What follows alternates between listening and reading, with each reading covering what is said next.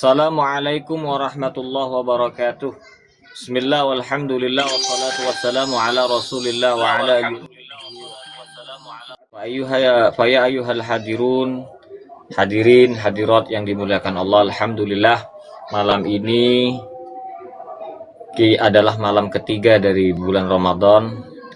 Alhamdulillah kita masih diberikan kesehatan, kemampuan dan kesempatan untuk masih bisa melaksanakan kegiatan rutin kita, yaitu kajian Nashahul Ibad dan Fathul Qorib nanti yang mana harapannya mudah-mudahan kegiatan ini bisa bermanfaat untuk kita semua dan bisa menjadi sebab untuk bertambahnya keimanan, keislaman dan ketakwaan kita kepada Allah Subhanahu wa taala, sehingga kita nantinya akan menjadi orang-orang yang berguna di hadapan manusia dan di hadapan Allah Subhanahu wa taala. Amin ya rabbal alamin.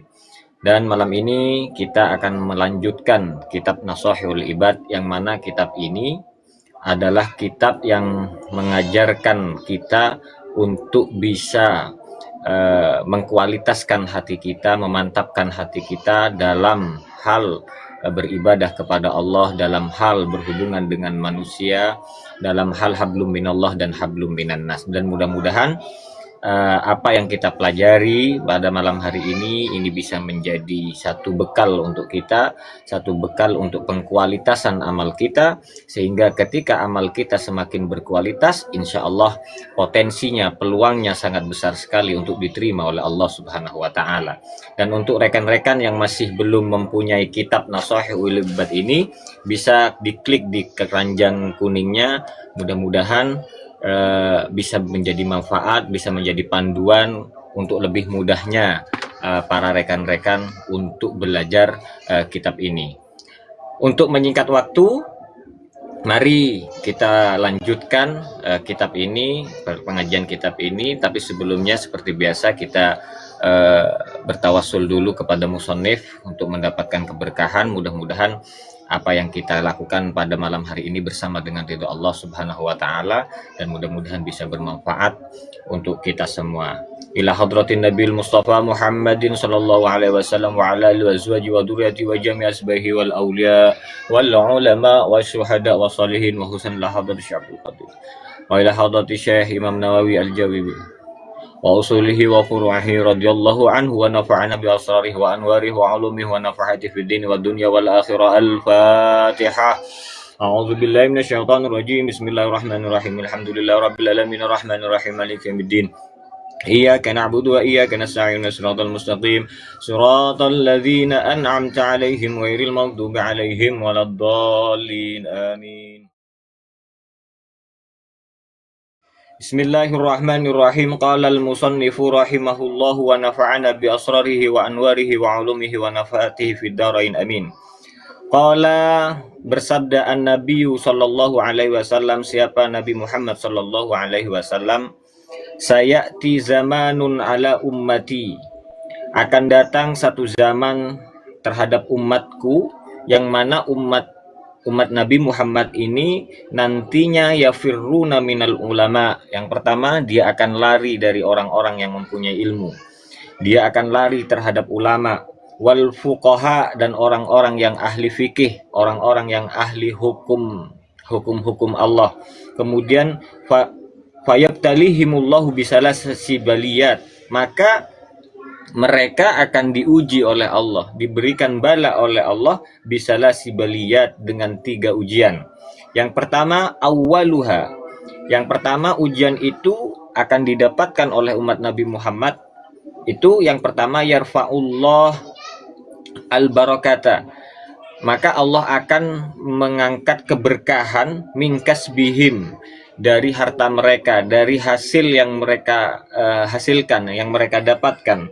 Wasaniyatu, dan yang kedua, yusallitullah ta'ala alaihim sultanan dhalima, Allah akan menjadikan pemerintah-pemerintah, pejabat-pejabatnya itu zalim. Kemudian wasalisatu, dan yang ketiga, yakhrujuna minad dunya bighairi iman, mereka akan keluar dari dunia ini tanpa membawa iman. Naudzubillah min dzalik. Jadi Nabi berkata dalam hadisnya, dalam sabda beliau mengatakan bahwa akan datang satu zaman nanti yang mana umat Nabi Muhammad SAW ini akan menghindar, akan lari dari para ulama, akan lari dari orang-orang yang mempunyai ilmu.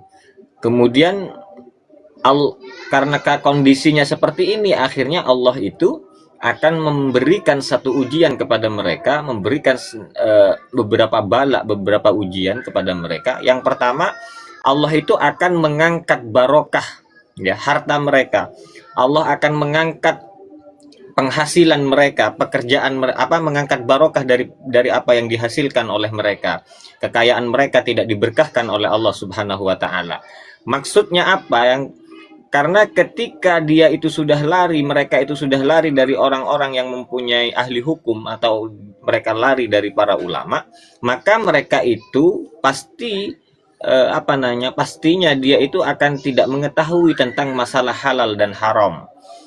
Artinya dalam hal jual beli misalkan, mereka tidak akan mementingkan masalah tentang halal dan haram, sehingga penghasilan mereka dari pekerjaan mereka itu tidak ada barokahnya. Artinya penghasilan mereka itu bisa jadi banyak yang haram. Makanya ada satu ungkapan itu, innad dunya halaluha hisab wa haramuha adab. Sesungguhnya dunia itu halalnya saja itu dihisab oleh Allah Subhanahu wa taala. Wa haramuha, dan apalagi haramnya adab, maka akan langsung mendapatkan azab dari Allah Subhanahu wa taala. Jadi artinya semua yang kita dapatkan dari pekerjaan kita nantinya itu akan diperhitungkan oleh Allah, akan diperhitungkan, akan dipertanggungjawabkan oleh kita nanti. Dari mana? Min aina kasabta wa ila aina anfaqta. Dari mana kamu dapatkan harta itu dan dikemanakan harta itu, semuanya tidak lepas dari pertanyaan-pertanyaan itu. Jadi paling tidak kita memang harus berhati-hati ketika kita bekerja untuk mendapatkan rezeki yang kita nafkahkan kepada keluarga kita. Nah, caranya bagaimana untuk berhati-hati? Salah satu bentuk hati-hati itu kita harus mendekat kepada ulama, bertanya bagaimana kita bekerja dengan baik dan benar. Nah, seperti itu. Jadi artinya supaya nanti harta kita itu barokah. Barokah artinya memberi keberkahan kepada kita dan keluarga kita. Itu yang pertama. Kemudian yang kedua, Allah itu akan menjadikan pejabat-pejabatnya itu zalim. Jadi karena memang sudah umat Nabi Muhammad itu sudah tidak mau mendekat kepada para ulama, menghindar dari para ulama, akhirnya pemerintah, artinya pejabat-pejabat yang ada di dalam pemerintah itu akan dijadikan pejabat-pejabat yang zalim. Pejabat yang suka korupsi, pejabat yang suka menindas rakyat kecil, pejabat yang suka makan uang rakyat. Jadi itu semuanya terjadi karena mereka itu jauh daripada ulama, sehingga jauh daripada nasihat, sehingga dia tidak mendapat arahan kebaikan-kebaikan. Bagaimana bahayanya untuk memakan yang bukan haknya. Mereka itu tidak mendapatkan arahan seperti itu, sehingga mereka seenaknya kemudian memakan uang rakyat, berkorupsi, merugikan negara. Ya, itu yang dimaksud adalah pejabat-pejabat yang zalim. Kemudian yang ketiga, ketika sudah jauh dari ulama, dia tidak mendapatkan ilmu tentang halal dan haram, sehingga pekerjaannya itu tidak barokah. Kemudian pejabatnya juga dia tidak mengerti tentang dosa, tidak mengerti tentang keburukan, tidak mengerti tentang bahaya. Akhirnya apa? Yakhruju minad dunya bighairi iman. Maka nanti orang-orang yang seperti ini akan Allah berikan keluar dari dunia ini tidak membawa iman. Na'udzubillahi min dzalik. Maka dari itu paling tidak di sini anjuran Nabi Muhammad SAW dengan adanya hadis ini, maksudnya supaya kita selalu mendekat, supaya kita selalu mencari ilmu, sehingga kita terarah hidup kita, pekerjaan kita bisa menjadi pekerjaan yang barokah. Kalau kita menjadi pejabat, kita juga menjadi pejabat yang bermanfaat untuk rakyatnya, sehingga ketika kita keluar dari dunia ini nantinya, kita keluar dengan keadaan beriman kepada Allah Subhanahu wa taala. Dan mudah-mudahan iman yang ada di hati kita saat ini mudah-mudahan tidak akan tercabut sampai akhir hayat kita nanti. Amin ya rabbal alamin. Kemudian kita lanjutkan. Wal maqalatu salisa, dan adapun maqalah yang ketiga, an Abi Bakrin Siddiq radhiyallahu an, dari Abi Bakar As-Siddiq radhiyallahu an, mudah-mudahan Allah meridainya, man dakhala al-qabra bila zadin, barang siapa yang masuk dalam kuburan bila zadin, tanpa membawa bekal, ai min amalis soleh, maksud dari bekal itu adalah amal yang soleh, faka'annama, maka seakan-akan dia itu raqibal bahra bila safinatin, seakan-akan dia itu mengarungi samudra, seakan-akan dia itu mengarungi lautan itu bila safinatin, tanpa menggunakan perahu. Ai fayaghruqu gharaqan la khalasalahu illa bima yanquduhu. Jadi dia tidak akan tidak akan selamat, maka dia akan tenggelam ketika dia mengarungi lautan dengan tanpa perahu, maka dia akan tenggelam. Makanya kama qala sallallahu alaihi wasallam, seperti apa yang disabdakan oleh Nabi Muhammad sallallahu alaihi wasallam, mal mayyitu fi qabrihi, mayat itu, orang yang meninggal dunia itu, fi qabrihi, di dalam kuburnya, illa kal ghariqil mughawwis, seperti orang yang tenggelam di tengah lautan. Jadi orang meninggal itu adalah orang yang seperti tenggelam di lautan. Dia meminta pertolongan. Nah, pertolongan itu apa? Yang menolong nanti itu adalah amal yang soleh. Artinya perbuatan kita yang baik, ibadah kita yang diterima oleh Allah Subhanahu wa taala. Nah, itu nanti yang akan menolong. Kemudian wal maqalatur rabi'ah, dan adapun maqalah yang nomor 4, an Umar radhiyallahu anhu, dari Umar radhiyallahu anhu, beliau mengatakan nukila anis syekh, ya, nukila anis syekh Abdul Mu'ti Samlawi, beliau mengatakan dari Syekh Abdul Mu'ti Samlawi, dinukil dari Syekh Abdul Mu'ti Samlawi, annan Nabi sallallahu alaihi wasallam, Nabi Muhammad sallallahu alaihi wasallam itu bersabda, qala, bersabda, li Jibril, bertanya kepada Jibril, ya, Nabi Muhammad sallallahu alaihi wasallam itu bertanya kepada Jibril, sifli hasanati Umar. Jibril katanya Nabi Muhammad, tolong ceritakan kebaikan Umar. Jadi Nabi Muhammad ini bertanya kepada Jibril, ingin tahu pendapat malaikat Jibril bagaimana kebaikan Umar. Kemudian Jibril mengatakan, faqala lau kanatil biharu midadan, seandainya lautan itu menjadi pena, katanya Jibril, wasyajaru aklaman, kemudian pohon-pohon itu menjadi pena, lima hasor tuha, maka semua itu tidak bisa untuk kemudian mengukur kebaikan Umar, katanya malaikat Jibril. Kemudian dilanjutkan pertanyaan oleh Nabi Muhammad, faqala sifli hasanati Abi Bakrin, terus bagaimana kalau ceritakan untuk saya kebaikan Abu Bakar, katanya Nabi Muhammad. Faqala, kemudian malaikat Jibril itu menjawab, Umaru hasanatun min hasanati Abi Bakrin, kebaikan Umar itu hanya sepotong, ya, hanya sebagian dari kebaikan Abu Bakar radhiyallahu an. Artinya malaikat Jibril di sini ingin mengatakan bahwa kebaikan Abu Bakar itu jauh, ya, daripada kebaikan Umar. Karena memang di satu riwayat itu diceritakan bahwa pernah terjadi antara sahabat Abu Bakar dan sahabat Umar ini pernah berselisih, artinya pernah diam-diaman, pernah tidak menyapa gitu kan. Artinya pernah bertentangan, hatinya itu pernah bertentangan. Karena satu ketika Umar itu datang ke Rasulullah ingin melaporkan apa yang telah dilakukan Abu Bakar kepada Umar.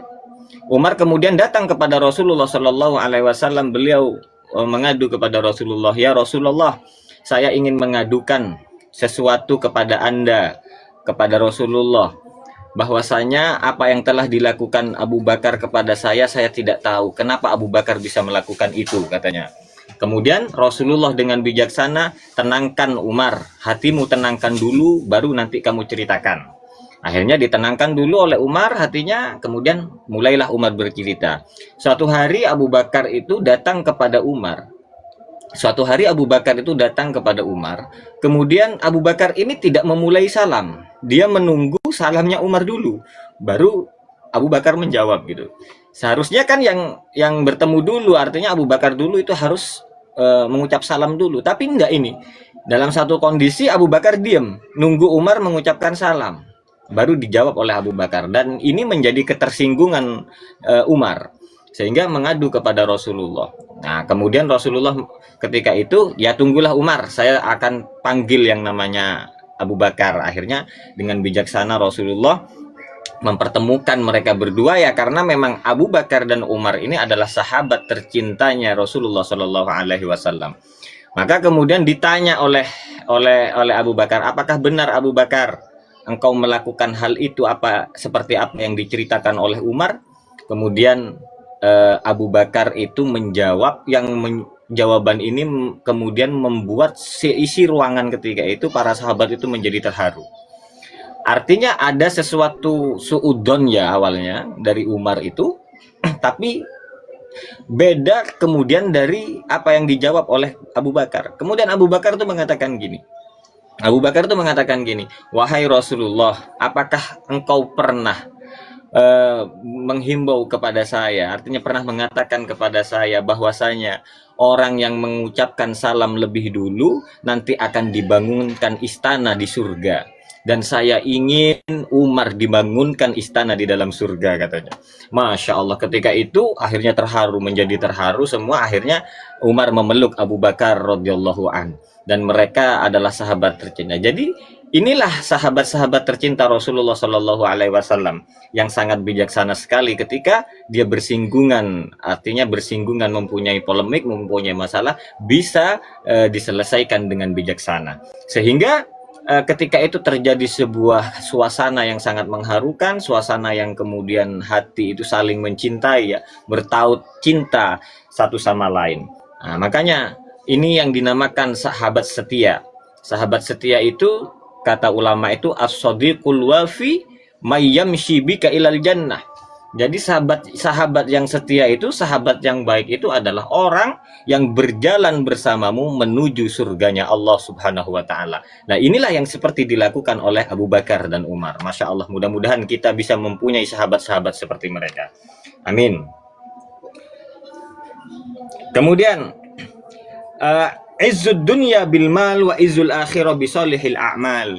Nah, di sini dikatakan bahwasanya kemuliaan dunia, ya, artinya kemuliaan dunia itu dengan harta. Ini menurut penduduk dunia.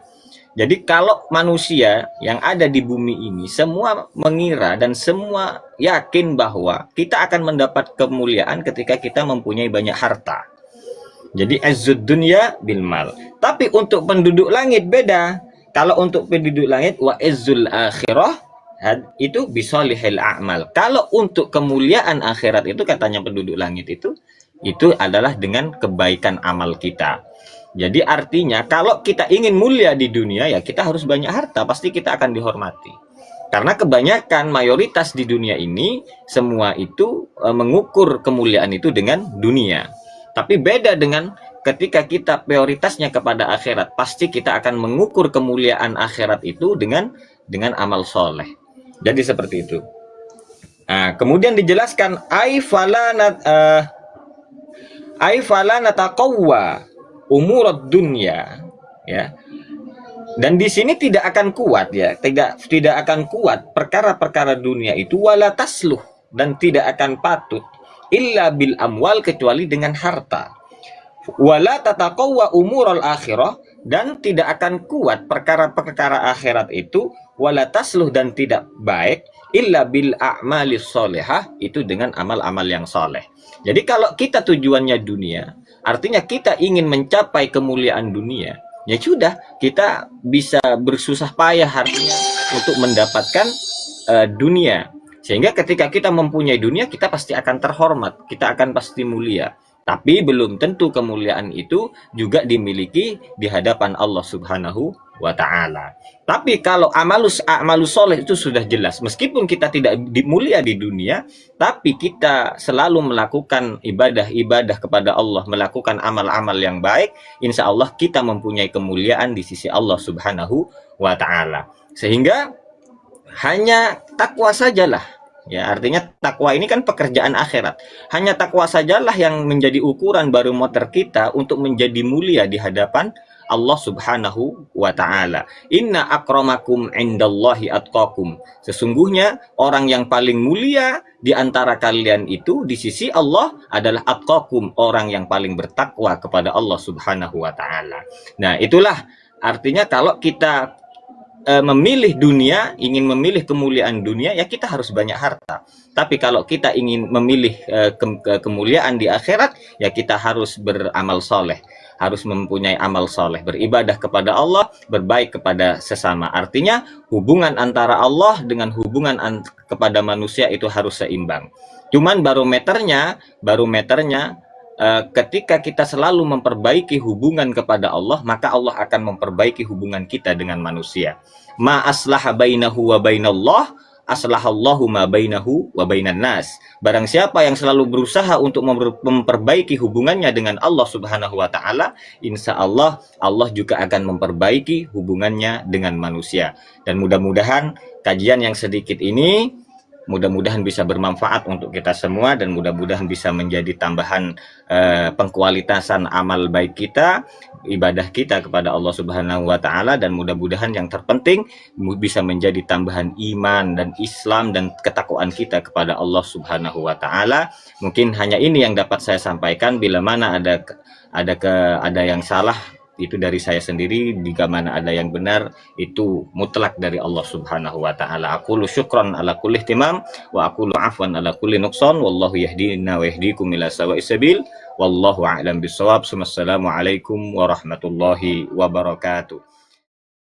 Alhamdulillah, kegiatan pada malam ini sudah selesai. Mudah-mudahan ini bisa menjadi tambahan keimanan, keislaman, dan ketakwaan kita kepada Allah Subhanahu wa taala, dan bisa bermanfaat di dunia dunia wal akhirah. Mari acara ini kita tutup dengan doa, mengharap ridho dari Allah Subhanahu wa taala, dan mengharap kegiatan ini bisa menjadi barokah untuk kita. Amin. Amin. Bismillahirrahmanirrahim. Alhamdulillah. Ya Rabbana lakal hamdu kama wajhika wa adim sultan. Allahumma salli ala sayyidina Muhammadin fil awwalin wa salli wa sallim ala sayyidina Muhammadin fil akhirin wa salli wa sallim ala sayyidina Muhammadin fi kulli waqti wa hin wa salli wa sallim ala sayyidina Muhammadin fil mala'il a'la ila yaumiddin. Allahumma fariqal furqan munazzilal Qur'an bil hikmati wal bayan. Amin. Barikillahumma lana fi syahri Ramadan. Barikillahumma amin. Ramadan. Barikillahumma lana. Amin. وأعد علينا وعلى المسلمين بعد سنين وأعواما بعد أعوام على آمين الجلال والإكرام. ربنا لا تزغ قلوبنا بعد إذ هديتنا وهب لنا من لدنك رحمة إنك أنت الوهاب. آمين. ربنا وذريتنا قرة أعين واجعلنا للمتقين إماما. ربنا اغفر لنا ولوالدينا وارحمنا كما ربيانا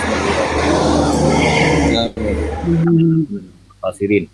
ربنا آتنا في الدنيا حسنة وفي الآخرة حسنة وقنا عذاب النار. وصلى الله على سيدنا محمد وآله وصحبه وبارك وسلم. سبحان ربك رب العزة عما يصفون وسلام على المرسلين والحمد لله رب العالمين. سبحانك اللهم وبحمدك أشهد أن لا إله إلا أنت أستغفرك وأتوب إليك.